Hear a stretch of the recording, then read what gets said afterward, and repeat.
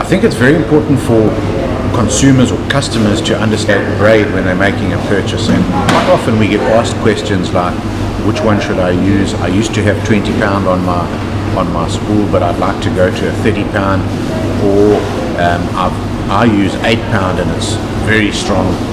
And the answer to that is, the best thing to do is for you to physically feel the actual braid, because what's happened with Braid is initially Braid was made for the American market and it was made for the European market, and any braid that was made for the American market was generally seriously understated.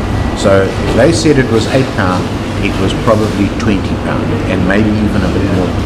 And as you go up, so the guys that are spinning a lot, that are looking for like a 20 or a £30 braid, they were often using American braids that were like £6 and £8 because they were so seriously understated. So you've got to feel the thickness and then look at what it says about the breaking strength. If you feel a braid and you take a Japanese one, which normally has a PE rating, and these are Japanese braids, for example, it's a top-end Japanese braid, and it's going to have a PE rating which relates to the thickness.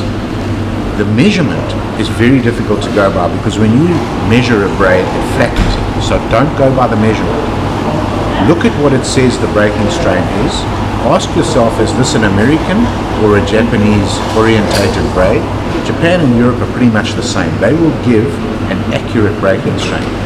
But for you yourself as the consumer, when you feel the thickness, generally two thin braids, one American and one Japanese, will break at the same breaking strain.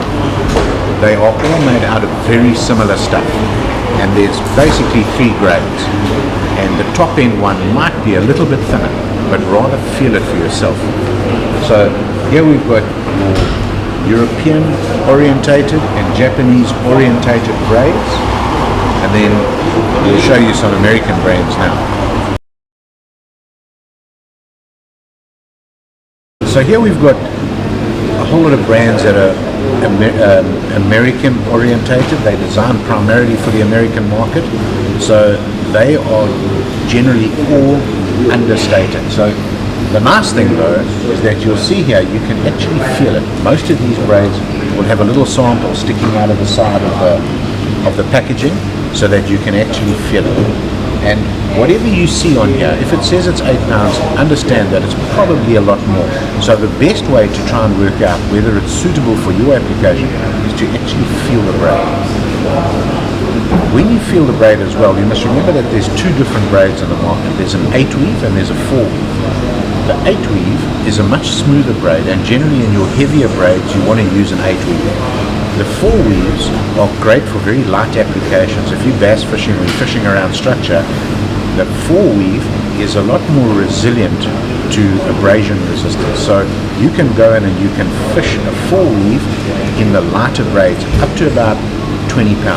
Beyond that, it becomes too rough. It will cut straight through your fingers. Also, when you throw, you'll hear it in the guides. You can hear when a guy's fishing with a 4 weave, because if he tightens up on a fish, it goes through the guides. So your 4 weaves are generally a lot cheaper, and they're better in much lighter line applications, up to about £20.